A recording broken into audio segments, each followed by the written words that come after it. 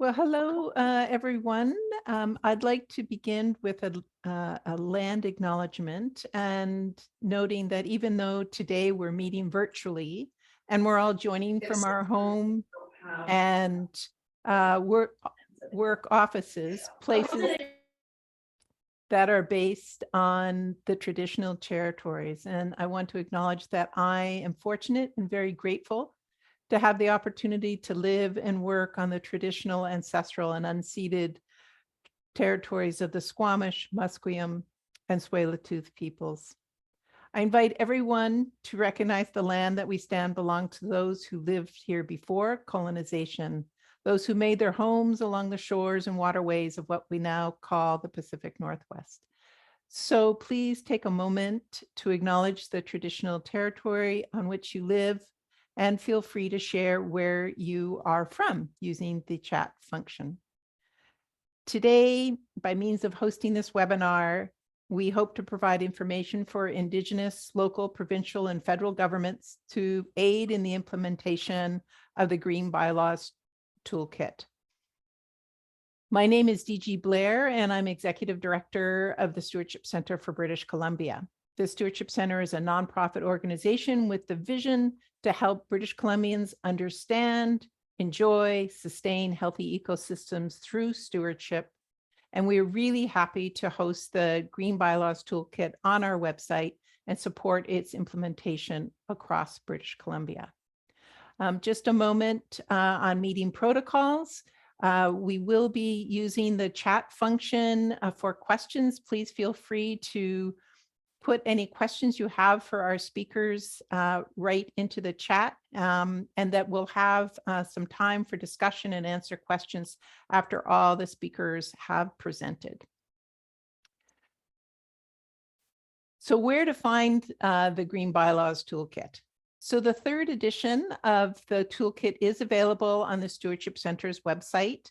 It's noted here. If you just go to the Stewardship Center and look for Green Bylaws under Wildlife and Species at Risk, you can find the whole thing and it's downloadable. And I believe we will be sending the link directly to everybody who's participated.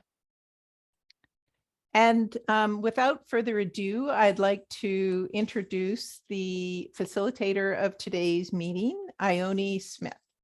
So Ione is a professional agrologist with a background in agricultural planning and land resource science.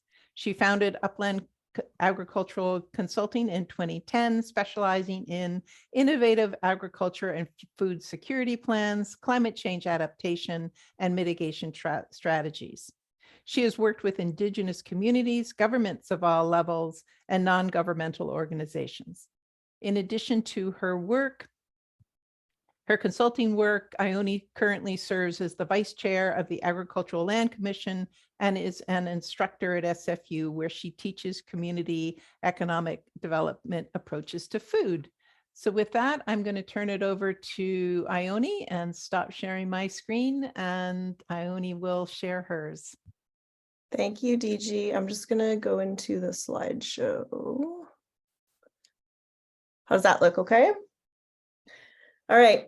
Hi, everyone. I was just looking through the names of people who are here. It's like half the people on the list are people that I know and work with. So it's nice to see some familiar names.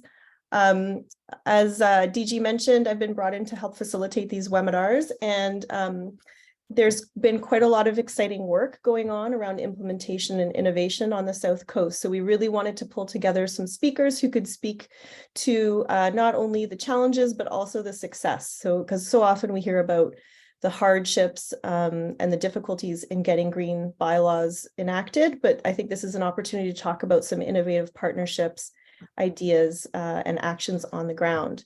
So we've got some great presenters for you today. I'm just going to introduce them. The first presenter we have is Heather Keith. Heather is RPBio and Senior Manager of Climate Action and Environment from the District of West Vancouver.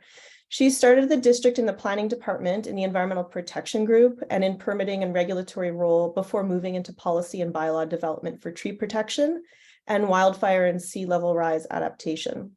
In her current role, Heather focuses on directing initiatives and projects across the organization to reduce the district's greenhouse gas emissions, build community resilience to climate change impacts, and to conserve the district's natural assets, such as parks, watercourses, forests, and foreshore.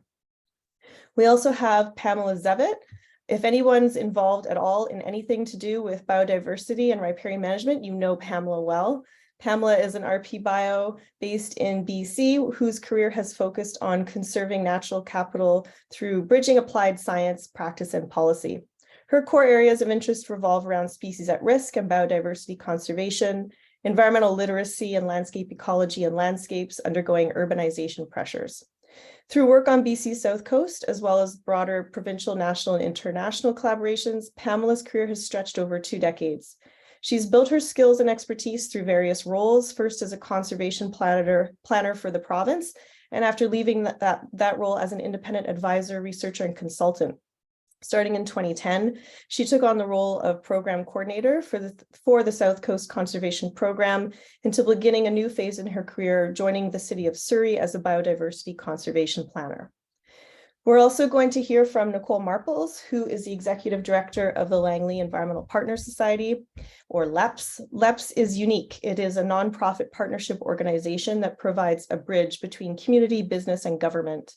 As a leading environmental organization in the Fraser Valley for over 18 years, LEPS engages the public in a variety of initiatives that contribute to a healthy community.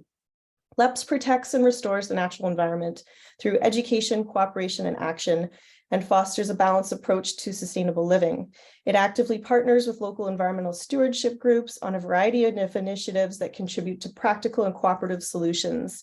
If anybody has worked on any restoration projects in and around Langley, they've likely intersected with LEPS, and Nichole is constantly juggling a lot of balls.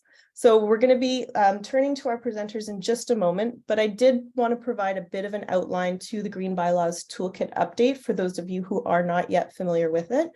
And then we'll turn to the panel presentations.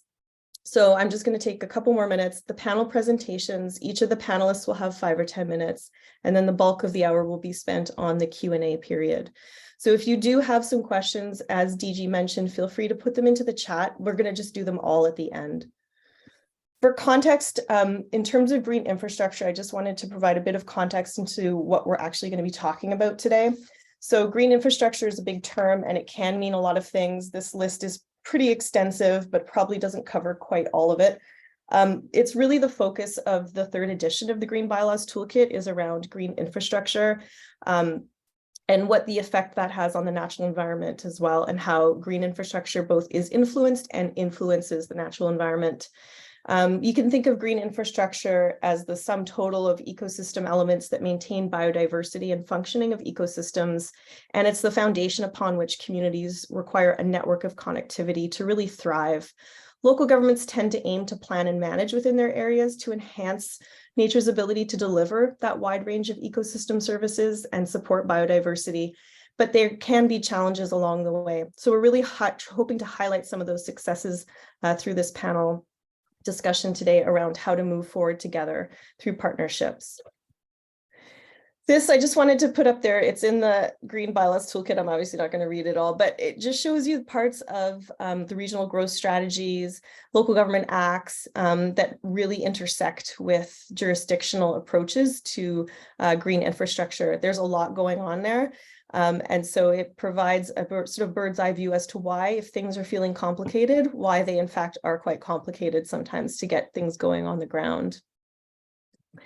And then lastly, these are nuggets of wisdom from Deb Curran. I did not come up with this, but I am happy to communicate them out. So Deb says that in her 25 years of working on the toolkit, she's come up with 5 real key critical considerations. So the first is that in order to be successful, there needs to be a nested approach to conservation. So what that means is that when looking at environmental health, we have to take things from a regional plan that focuses on connectivity down to specific local government commitments and regulations onto individual properties. Secondly, there's some key ingredients involving planning. And so she talks about the need for that community support at the base level to create a conservation culture within the community so that there will be support for new adoption of bylaws and regulations as they come through the pipeline and get approved. The focus on healthy communities is, rather than allowing the conversation to center on individual property rights, is to scale that back and talk about the issues that the tools are trying to solve. So water management, efficient development, protection of biodiversity, and so on. She also brings into consideration the integration of measurable performance targets. So needing to have numbers out there, like 95% of new development will occur within the urban containment boundary, or we're going to restore 5 kilometers of riparian habitat. These are tangible items that members of the public can really grab onto and feel like they're having some part of ownership of that commitment. And then lastly, she feels that there's enough data and information out there now, not to say that there's no need for research, but there's enough research and data out there now for local governments to really get moving and to start implementing. So on that note, I'm going to turn it over to our panelists. First up is Heather from the District of West Vancouver. So Heather, take it away. Thanks very much. I'm just going to share my screen.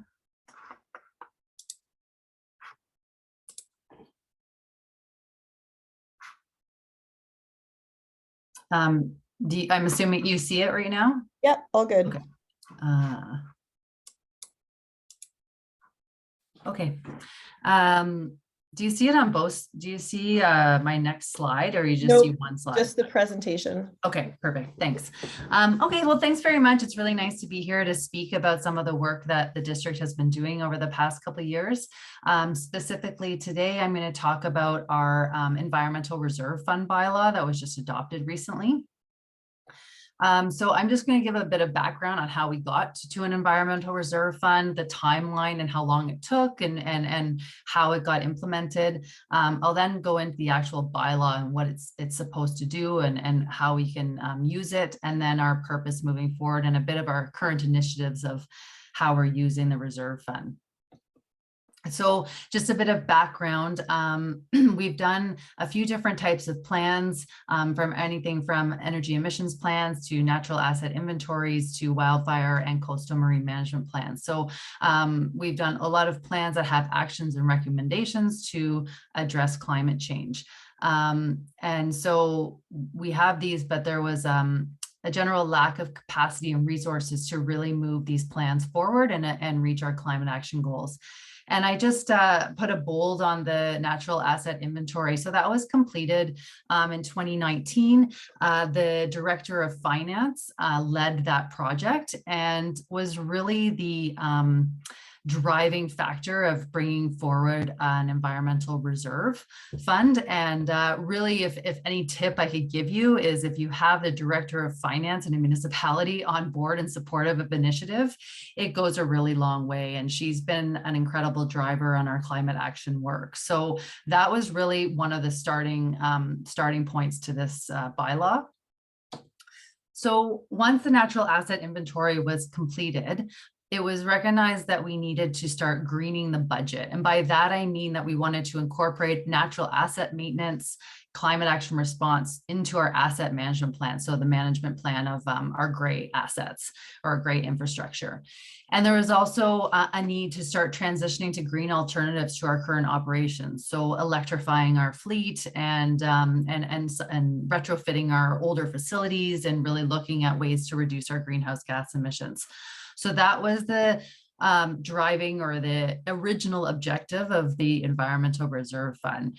And recognizing that the District of West Van has quite a bit of old assets that need to be updated, but quite a bit of natural assets that are providing a really great buffer to climate impacts, such as our foreshore and our urban forest and our water courses. So we wanted to ensure that they are maintained just as much as our gray infrastructure in a sustainable manner over the long term. And there was a need to, we had many staff in the district that were doing climate change work off the side of their desk. It wasn't their main job, and the capacity was limited. So we wanted to look for ways to fund projects for the long term to reach our climate action goals. So just the timeline, following the 2019 natural asset inventory work, an environmental levy was proposed in the 2020 budget. And this was a tax levy on the tax of 1%. And so that was brought forward in probably February of 2020 and then removed because COVID hit and we had to reduce all of our operations and our budgets. It was again delayed in 2021 because of COVID and the recognition that things were difficult at that time. And then in 2022, it was brought forward. And if anyone here is living in a coastal community, the January 7th storm was likely pretty prominent in your timeline. And so the January 7th storm was a huge coastal storm. It was a combination of significant winds and king tide events, and it caused significant damage to infrastructure and private property, public property in West Vancouver, to the point that even now, quite a bit of our waterfront is still closed due to damages that still need to be repaired. So that was January 7th.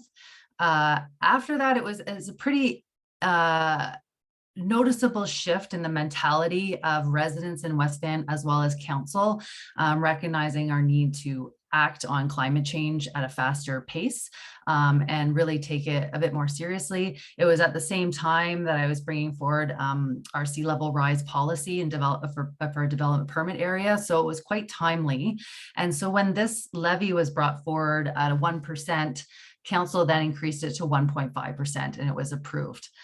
So that was into our operating budget for 2022 and is now continues to be in the budget every year.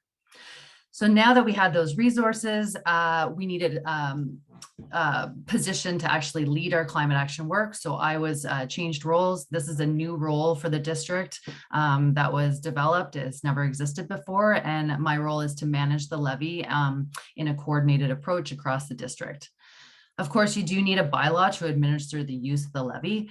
So we worked on the Environmental Reserve Fund bylaw, which is adopted in July 2022, and that just allows us to be able to administer the funds. So I should say, in the district of West Vancouver, we have no industry or any other sectors other than residents for tax purposes. So this was fairly significant addition to the taxes of West Vancouver, just given that it's only residents that pay it and there's no other support. So it was a pretty impressive and great move by council in 2022. So the Environmental Reserve Fund is a statutory reserve and it's used only for the purpose of which the levy was established. And the reason why we wanted a bylaw is to ensure that we're transparent and accountable on how the levy is used, so that staff's not just making the decisions on their own, that it's supported by council and the community. It also allows us to add external funding and any other types of funding that comes to the district into this reserve. So for example, the local government climate action program that the province has rolled out, that funding is what's added to the reserve to be used for the same types of initiatives. The bylaw also explains what we actually can use the funds for. So projects related to natural asset protection, climate change response, sustainability, or enhancement of assets and reduction of greenhouse gas emissions. So we really do need to ensure that we're coming forward to council for approval of the use of the funds, that there's a measurement or a metric of how this will achieve our climate action goals. So they really do want to know that there's a return on investment, that it's actually being put towards something that will move towards the goals that we've defined. And of course, council resolution is required for the use of all the funds. So the purpose to move of the bylaw now moving forward, since we've had it now for about 6 or 7 months, is to really get initiatives implemented and off the ground. So this isn't intended to use for ongoing operational work and services. It's not used to fund staff members. It's really to do project background project development, starting the implementation, leveraging external funding. So when we need to make contributions to other grants, studies. We use it for our incentives for rebates on retrofitting houses with heat pumps and education and outreach. So it's really just meant to get things going. We use it for some of our electric or EV fleet work and that sort of thing. And it's a means to develop a climate strategy through a coordinated approach. So because I'm managing the levy or the reserve fund for the entire district and community, it ensures that we have a strategy and we're coordinated and the money's being put to the best use in a timely manner. So it's actually really helped us to align our objectives across departments and within the community and on our climate action work and move things forward. And I think that's the end of it. I'll stop sharing my screen. Thanks so much, Heather. Thanks, Heather. So we're going to hold questions to the end. If you do have questions, though, and you don't want to forget what they are, feel free to pop them in the chat now. We're going to move to Pamela next. Feel free to share your screen, Thanks Pamela. very much, Ione.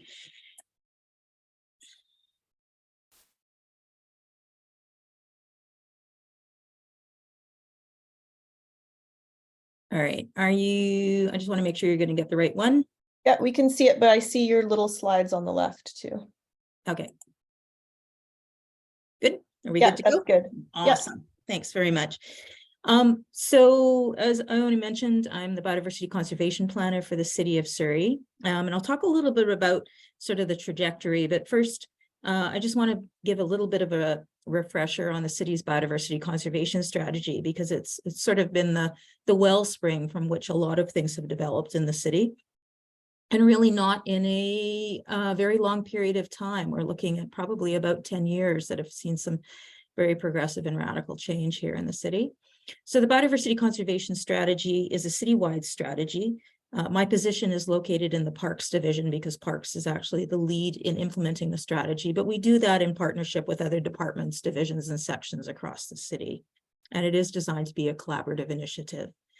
There are some core foundational themes to the strategy focused on climate change, land use planning, community education and awareness, and agricultural stewardship. And from there, that's really the key roadmap for me in my position in respect to various projects, objectives, goals, and how those things are being implemented across the city and over time. This is probably one of the key slides. I've slowly been building it up. Basically, you can think that this was actually the key point where my position was started. So we've seen some expansion since that point in regards to various projects, but there was a lot of work that was happening long before I started. As I said, the strategy is going to be celebrating its 10th year pretty soon. And it had its predecessor in the ecosystem management study, which was in itself is something that evolved out of our previous environmentally sensitive areas, which was never formally adopted by council, but the ecosystem management study was. And that actually took place in 2011. And that led to the development of the city's biodiversity conservation strategy, which was endorsed by council in 2014. Our version 2.0 of our sustainability charter was approved in 2016. And in that same year, probably one of the most substantive changes was the development of a sensitive ecosystem development permit area.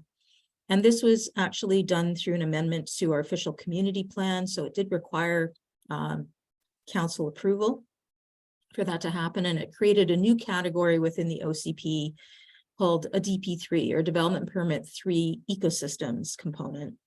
And with this development and application of CEDPA, I'll use the acronym, we were able to develop a set of guidelines. And as we move forward, we were able to bundle together protection around watercourses, which is entrenched in our zoning bylaw, along with the protection of the green infrastructure network, which is the backbone of the biodiversity conservation strategy. And I'll talk a little bit about some of the various things that have evolved out of that. I'm not going to go into too much of a deep dive in respect to the BCS and the GIN. Certainly happy to chat more about that when we have the discussion later on. There's lots of resources on our webpage, and I'll provide the link at the end to take a little more of a closer look at things. My position was implemented in 2019, and basically it was designed to coordinate the implementation of the biodiversity conservation strategy and work across various departments in the city in that implementation trajectory, and take a look at how are we ensuring that the work that we do aligns with the objectives and aspirational goals within the BCS. So part of my work was taking a look at the monitoring component, which is a key element within any strategy that's designed to have a very long horizon associated with it. So looking at how do we actually start monitoring for the various biodiversity indicators that eventually we're supposed to be reporting out on. Rolling over into 2020, 2021, we started to look at how can we actually deliver biodiversity objectives at the site level. The biodiversity conservation strategy is a citywide strategy, but it's more of a very high level roadmap. It has a lot of detail in it, but it really doesn't drill down to the site level for individual landowners, developers, or even for us within the city at individual operational level. How are we implementing those objectives? So the biodiversity design guideline was really one of the foundational pieces as part of the continuum to look at how we can create an integrated toolkit for various aspects of delivery around biodiversity at the site level. And that year as well, in 2021, was another key benchmark for us in regards to implementing some of the core recommendations from the biodiversity conservation strategy. It was the year that the City of Surrey implemented and approved and got provincial approval for its first ever development cost charge to purchase and protect the green infrastructure network. And the GIN is really that key component that links together the various core biodiversity areas using connectivity corridors, but also from the main sort of hubs or refuges where biodiversity reservoirs occur. And the DCC required provincial approval, as all development cost charges do. And it's very unique. It's actually housed as a Parklands Acquisition Fund, a special fund. And I'll talk a little bit more about it in just a second, but it allows us to look long-term in regards to acquiring the funds that will be necessary through development as it proceeds to protect the lands that we normally would not be able to get dedicated or encumbered through other mechanisms. And then looking forward into 2022 and now 2023, some of the key elements on my work plan, again, working across departments with many of these things, is how do we start working in the agricultural stewardship piece into the efforts that we're doing. City of Surrey has a third of its land base in the agricultural land reserve, and we have a very large agricultural community. It's a very important food basket for BC.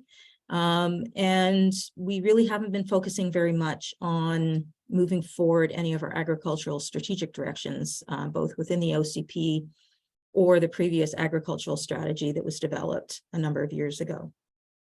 So I was successful in getting funding through the Investment Agriculture Foundation. We worked with Upland Consulting in developing an agricultural strategy for lands, for parklands within the ALR. It was very focused in that regard, and we wanted to sort of use it as a pilot to see how we could start advancing some of the approaches that we wanted to do around marrying biodiversity objectives and agricultural stewardship, and supporting our farming community through a number of innovative approaches. So that was completed in 2022, and we're now looking at implementing components of that, and I'll talk a little bit about that in just a minute. We've been focused on a number of other aspects, including more of a concerted effort around pollinator conservation across the city, and that has also led to some interesting conversations in regards to potential bylaw changes, which I'll also talk about. And then some of the other things that we've been looking at in regards to best management practices, integrated pest management, a whole host of other things that are slowly sort of ticking off the boxes in regards to implementing our biodiversity conservation strategy.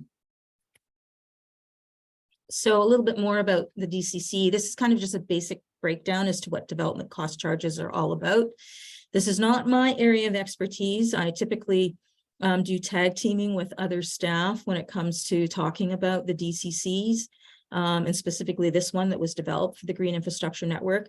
But this was one of the key recommendations in the Biodiversity Conservation Strategy from 2014, was to actually create this special acquisition fund. So as I said, it was approved in 2021. The bank account balance will be a very slow trickling effect, and it is designed to really cover a very long horizon. So we're basically looking at creating a fund that will cover the expected costs of purchasing our green infrastructure network, that component that is actually on private land, and moving forward with trying to figure out, what we need to have. Now, when the costs were actually factored and developed, we weren't experiencing the astronomical changes in property values that we are now. So the amount that is approved within this DCC is based on approximately ramping up to $20 million a year over 50 years. So that's $1 billion. Now you can imagine, though, that some of the parcels that we may be looking at may in themselves be tens of millions of dollars to acquire. So it really will be a concerted effort to look at being able to accomplish the objectives of purchasing these lands. And again, these would be lands that we would need to outright purchase to accomplish our green infrastructure network aspirations. We have many other lands that are dedicated through other forms of parkland acquisition or through riparian setbacks, et cetera. So other mechanisms, but we still need to deal with the key component of what's left. I'm going to focus a little bit on the biodiversity design guidelines. That was a year and a half of pretty much the first 2 years of my life here. And like the biodiversity conservation strategy, they really are designed to be complementary with all of the other strategic directions, policies, bylaws, guidelines that the city has. It's important that we have that complementarity in the work that we do. We can't work in isolation, and the tools that we develop within our departments need to be collaborative in nature. They need to demonstrate good cost benefits for those within the city who are really just more focused on the issue of, is this going to be a good return on investment? And as I said, the biodiversity design guidelines were really intended to bring the biodiversity objectives from the BCS down to the site level for the individual homeowner, for different departments within the city who may be working specifically on operational needs across the city, and for a higher level planning and development.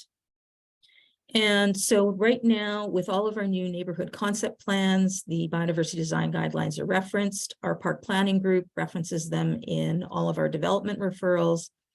They are not compulsory, so it's important to note that these are guidelines, and we basically reference them as a desired outcome through development. And it's been part of my role working interdepartmentally, as well as working within Parks, Rec, and Culture, to ensure that these guidelines are on par with all of the other standards and guidelines that we apply through infrastructure development that the city does itself. So that will be an ongoing and very much an iterative process that will have to evolve over time. And one of the interesting outcomes of all of these tools and resources that have slowly been evolving is that we are building capacity and interest within the community to start implementing biodiversity objectives within their own properties. But one of the challenges, really an unforeseen one, was that as we begin to promote the use of various types of native plantings and tools and resources for pollinator conservation or rewilding on private land, we have residents who started to run afoul of our bylaws. And as with many local governments, we have bylaws that have been in place for decades, sometimes even close to a century.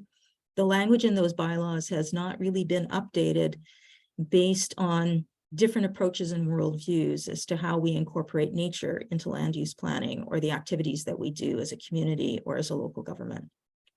So it's been an interesting progression in the last year. I have now been working with our bylaws folks, now working with engineering, and this has really provided an interesting opportunity to work collaboratively to establish a more fine-tuned guidelines and potentially look at revamping some of our bylaws so that we're not penalizing landowners who actually want to do the right thing on their property and be biodiversity stewards.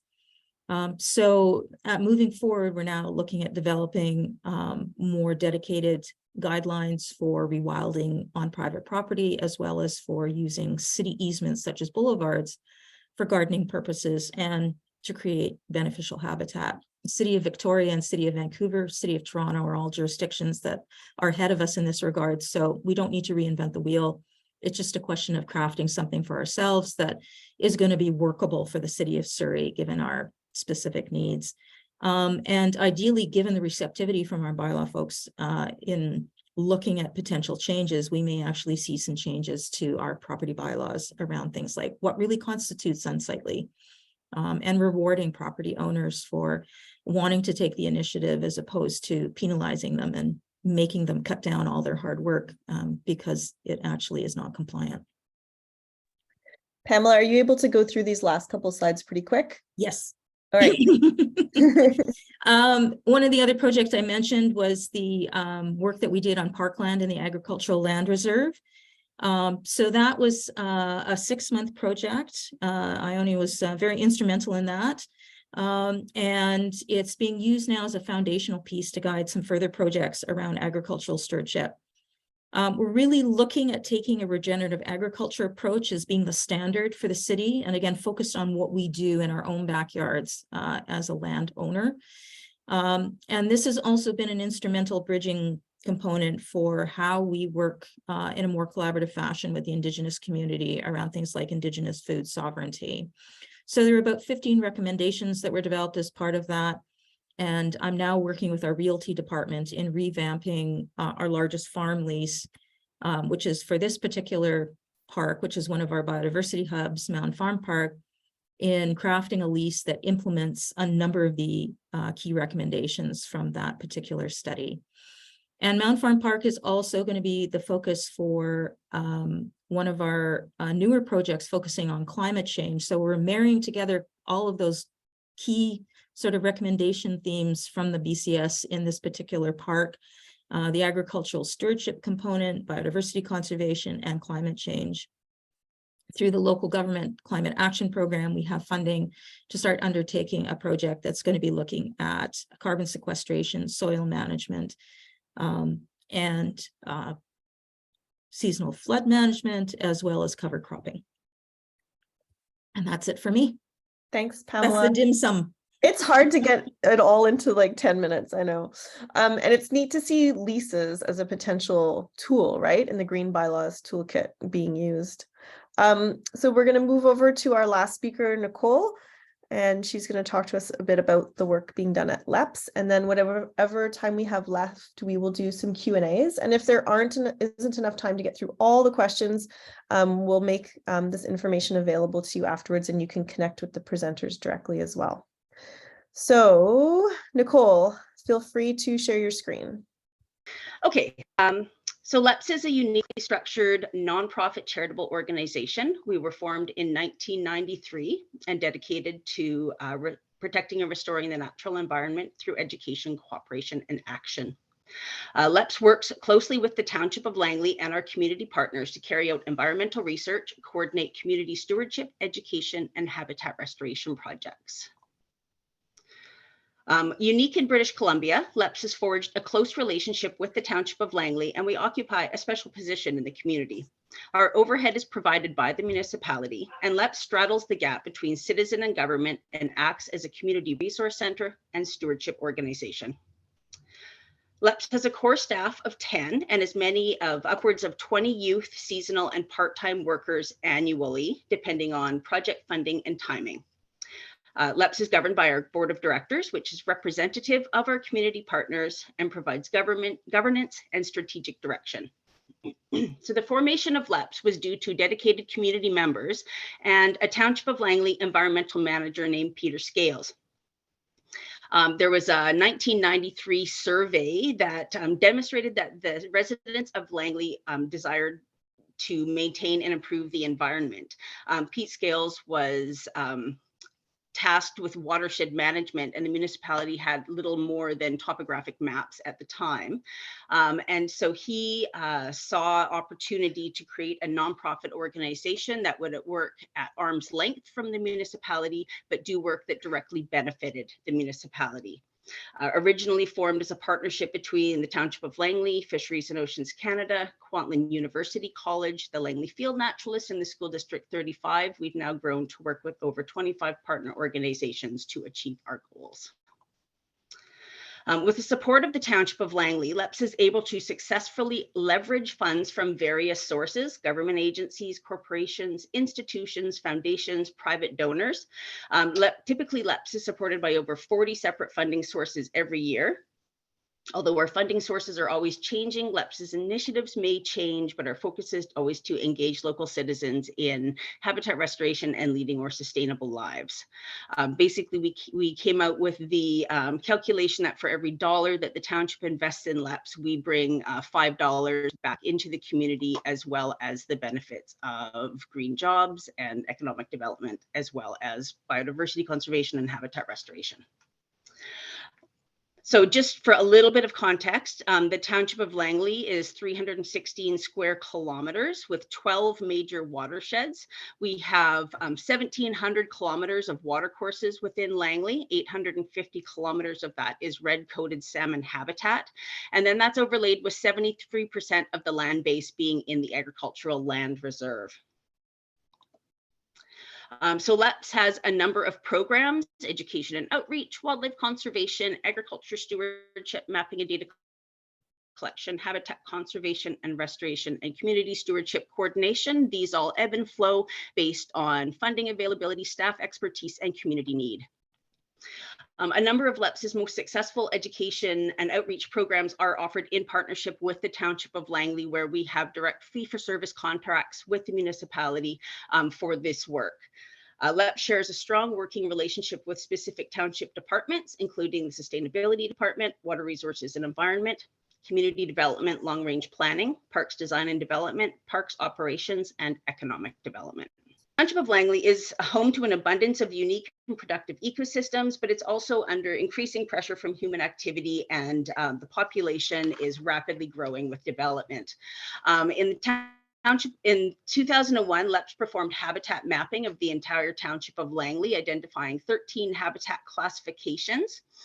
A habitat species matrix was built, which is a database that links the habitat types with the species they use, the type of habitat. The information was all collected with funding provided by outside government agencies and private foundations, and was shared by LEPS with the municipality at no cost. The collection of habitat information was designed to allow land use planners to identify areas of habitat important for preserving the biodiversity of Langley through development. LEPS worked with municipal, federal, provincial, and regional government and local community groups to develop the wildlife habitat conservation strategy that was a multi-stakeholder partnership to develop tools to protect habitat in rural and urban areas. And it identified municipal policies and programs to support wildlife habitat conservation, namely in the Yorkson neighborhood. There was a greenway amenity zoning policy that created some greenways to protect patches and corridors in the Yorkson neighborhood. More recently, we've been working in the Brookswood Fern Ridge neighborhood, which is identified as the next area for intensive urban development. When we did the critical mapping, it showed that the rarest habitat type in Langley was coniferous forest, with only about 4% of the land based in coniferous forest, and about 80% of that was in Brookswood. And we undertook some urban wildlife monitoring with residents and engaged the community in focal species monitoring to, again, identify where a certain amount of wildlife was currently residing and using, and identified patches and corridors that have now been included into the new neighborhood plans and the OCP for that area. And so now it's as the projects move along and development starts to happen, hoping to see those implemented. With nearly 75% of the land base in the agricultural land reserve, coupled with ample groundwater aquifers and surface water streams, there's a lot of interaction between agriculture and water in Langley. LEPS distributes information and offers direct support to streamside landowners. We provide a neutral bridge to communicate policies and regulations between government and citizens.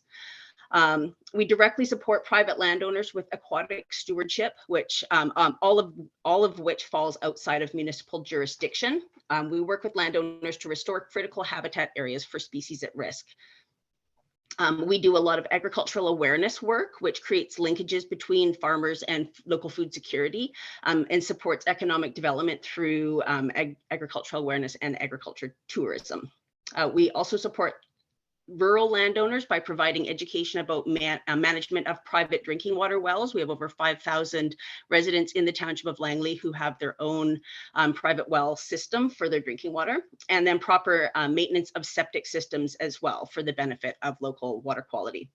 And we also encourage local food self-reliance through the management of many community gardens in the municipality.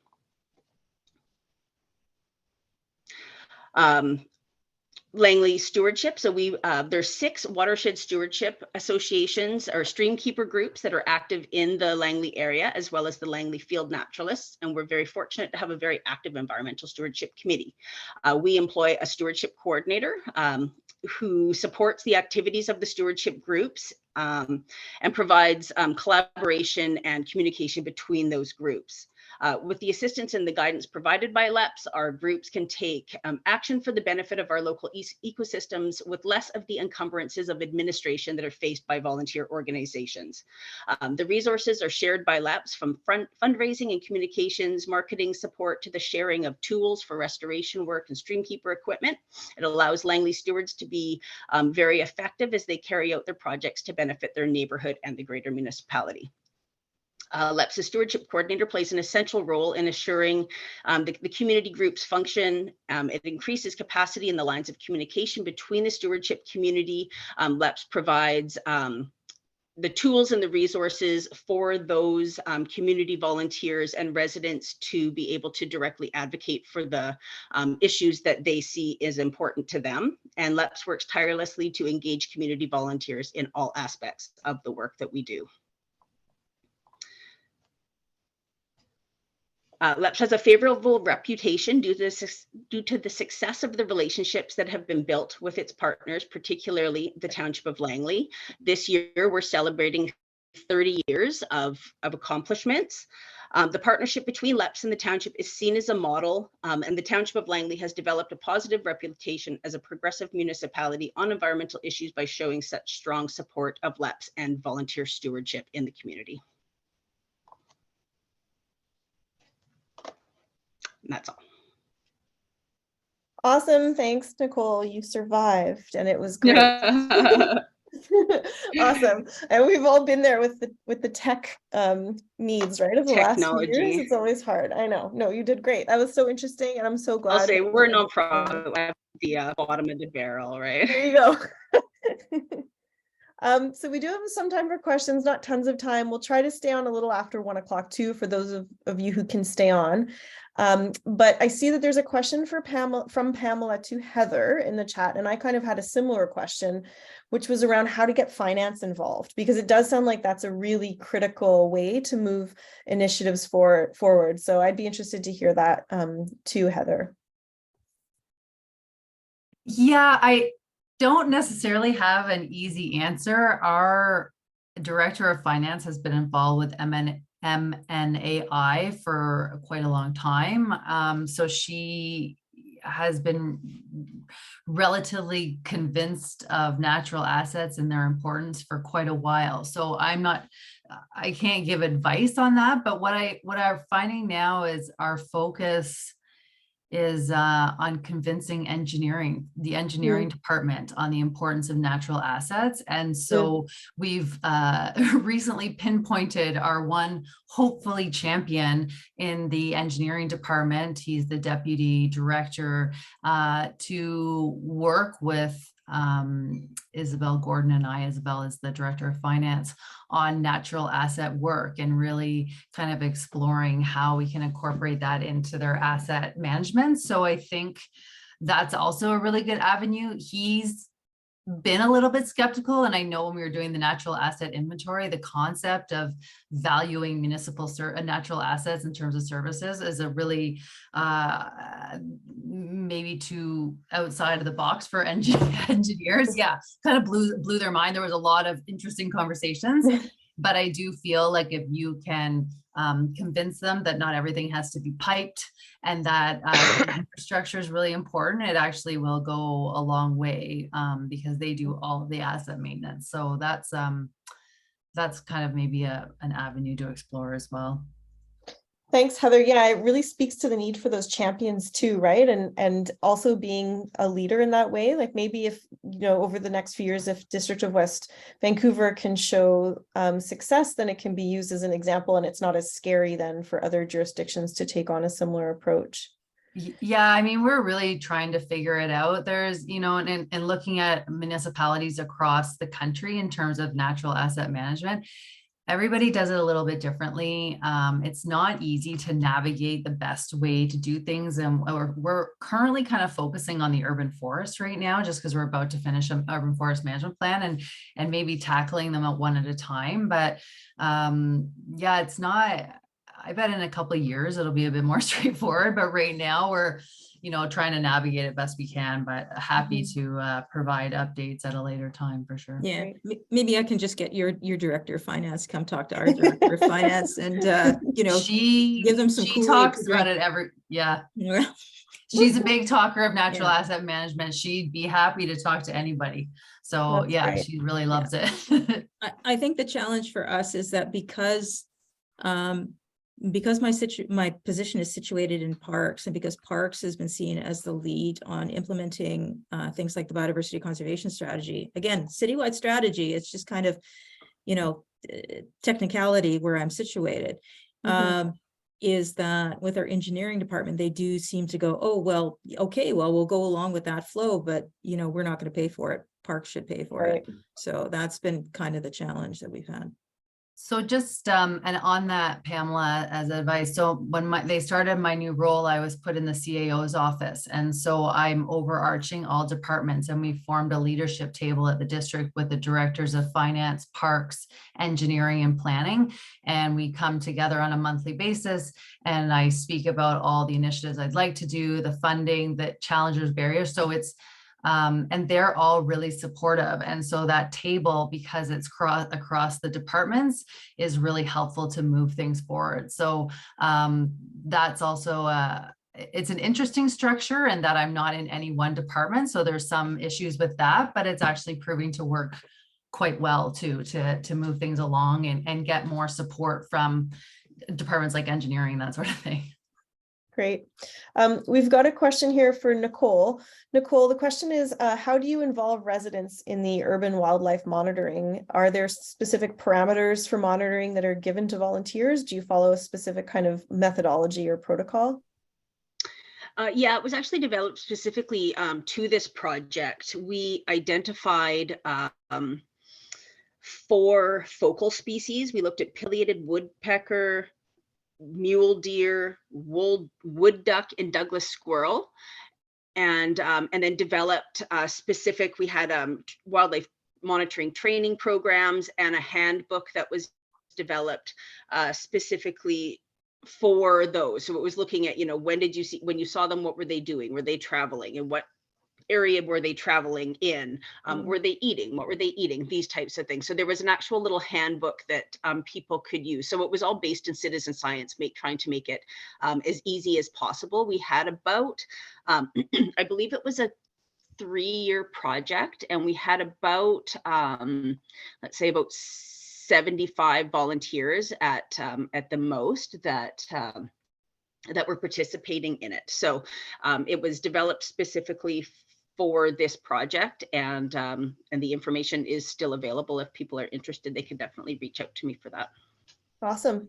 Thanks, Nichole. And then we've got a question here about DPAs, and maybe I'll lob it to you, Pamela, but feel free to bat it back. There's a question from someone in the Islands Trust area around trouble with enforcement of DPAs, and trying to get some traction there. And any sense of feedback for them about violations of DPAs and how to enforce them?